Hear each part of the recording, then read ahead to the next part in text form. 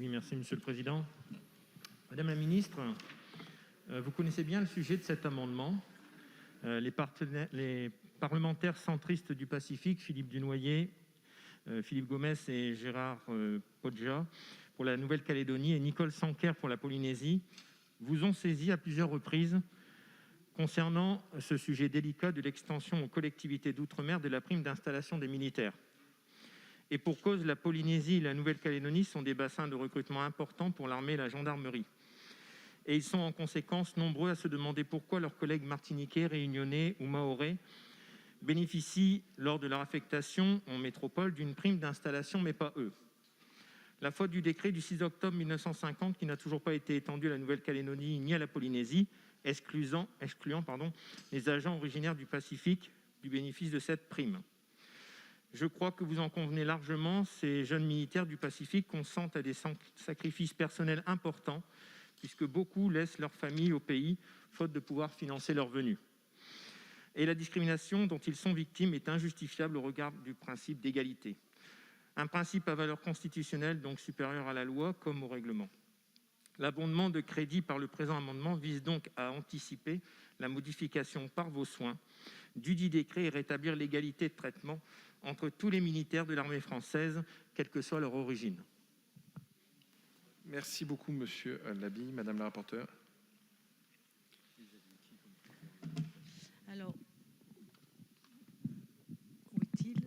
Mon cher collègue, je ne vais pas pouvoir vous donner d'avis puisque je n'ai pas eu la réponse aux questions que j'ai posées. Donc, je vais laisser la ministre qui connaît parfaitement le sujet vous répondre et je suivrai l'avis de la ministre. Merci beaucoup, Madame la Ministre. Pardonnez-moi. Merci, Monsieur le Président. Monsieur le député, je rappelle en quelques mots la situation. Donc, il y a un décret de 1950 qui s'applique aux militaires du département de Guadeloupe, Guyane, Martinique et Réunion et qui accorde, sous certaines conditions, une prime d'installation spécifique aux fonctionnaires de l'État et aux magistrats qui, affectés dans un département d'outre-mer, reçoivent une première affectation en Île-de-France ou dans la métropole lilloise. Alors, en l'état du droit, le bénéfice de la prime d'installation n'est accessible ni aux militaires des 3 collectivités ultramarines de l'océan Pacifique, ni aux fonctionnaires civils de l'État et aux magistrats. Il faut donc modifier la réglementation en vigueur et cette adaptation du dispositif indemnitaire que vous appelez de vos voeux, j'y suis personnellement ouverte, mais il faut que nous puissions revoir globalement cette indemnité, quel que soit le territoire ultramarin concerné. Et c'est donc pour ça que mes services ont saisi en ce sens le ministère de la Transformation et de la Fonction publique, ainsi que le ministère chargé des comptes publics, et que nous travaillons pour donner une suite favorable à ce dossier dans le cadre plus global de la nouvelle politique de rémunération des militaires que j'évoquais tout à l'heure. Donc, à la faveur de ce travail qui est en cours, qui n'a pas encore abouti, j'aurais souhaité que vous puissiez retirer votre amendement. Merci beaucoup, Monsieur Labi. Excusez-moi, oui, au risque de maintenir cet amendement, je voudrais l'expliquer. En fait, je ne suis pas à l'origine de cet amendement, je l'ai co-signé, mais je ne suis pas à l'origine. Et de rappeler un peu les faits, c'est que notre collègue député de la Polynésie, Nicolas Sanquer, avait déjà soulevé ce problème lors du débat budgétaire 2020 et avait appelé sous forme d'une injustice, c'était le terme qui avait été utilisé. Et la ministre d'Outre-mer, Annick Girardin, le reconnaissait et disait qu'à l'époque, c'est vrai que c'est une injustice, mais qu'elle avait envie de dire qu'elle serait aux côtés de notre collègue, mais en même temps, qu'elle doit vous dire que c'était la ministre des Armées qui apportera la réponse. Et que cela nécessitait une révision générale du régime indemnitaire des militaires, ce que vous avez expliqué. Effectivement, mais ça, c'était déjà une réponse qui avait été faite en février 2019. Et la secrétaire d'État à l'époque, ministre des Armées, Madame Geneviève Darrieussecq, avait expliqué que la modification de cette indemnité n'était possible que dans le cadre d'une refonte plus globale. Donc, Nicole Sanquer souhaitait donc que la modification intervienne dès le budget 2020. Je rappelle, c'était à l'époque déjà dans le budget 2020, et expliquait dès février 2019 avoir obtenu l'assurance que ce sera le cas sur le budget 2021. Et c'est pour ça que je souhaitais maintenir cet amendement. L'amendement est donc maintenu. Je vais le mettre aux voix avec un avis défavorable. Pardon, monsieur Lachaud, vous souhaitiez intervenir sur cet amendement, vous avez la parole. Merci, monsieur le président. Je comprends le collègue qui maintient l'amendement. C'est assez regrettable que la seule réponse qu'il puisse être faite à cette question, c'est que la nouvelle politique de rémunération des militaires va apporter une réponse.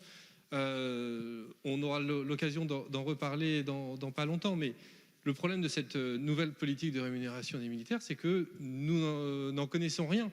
C'est-à-dire que vous nous avez demandé de voter dans ce budget la création d'une prime à hauteur de 38 millions d'euros, mais la réalité, c'est que nous ne connaissons pas la deuxième phase, la troisième phase, la quatrième phase.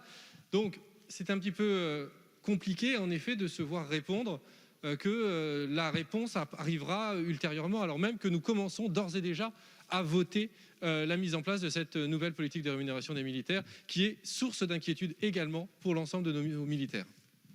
Merci beaucoup, monsieur Lachaud. Je vais donc mettre aux voix cet amendement 1376. Pardon, madame la ministre, vous souhaitez répondre? Monsieur le Président, je serai très brève, mais je voudrais simplement répondre à ce qui vient d'être dit. Je comprends tout à fait les questions sur la nouvelle politique de rémunération des militaires, qui est une politique qui s'amorce simplement en 2021 avec cette première étape concernant la mobilité géographique que j'ai mentionnée. Mais je vous rassure, monsieur le député, nous aurons largement la possibilité, dans le cadre des travaux de commission, d'aborder le fond de cette réforme d'ensemble. Pour ce qui concerne ce qui vient d'être dit, je maintiens le fait que dans le cadre de cette nouvelle politique de rémunération des militaires, je souhaite que cette injustice soit réparée. Mais comme vous l'avez compris, nous ne pouvons pas traiter des rémunérations des militaires indépendamment des autres fonctionnaires. Et c'est pour cette raison que j'ai besoin de saisir et d'obtenir l'accord du ministère de la Transformation publique et du ministère des Comptes publics. Donc je crois que nous nous comprenons, nous savons où nous voulons aller, et maintenant il nous faut franchir cette étape. Et lorsque cette étape, c'est-à-dire un accord interministériel sera conclu, alors nous pourrons traduire cela dans la nouvelle politique de rémunération des militaires. Merci beaucoup. Je vais donc mettre aux voix cet amendement avec un avis défavorable. Qui est pour? Qui est contre? Il n'est donc pas adopté. Je vais mettre aux voix l'ensemble des crédits de la mission défense. Je vous rappelle, mes chers collègues, que c'est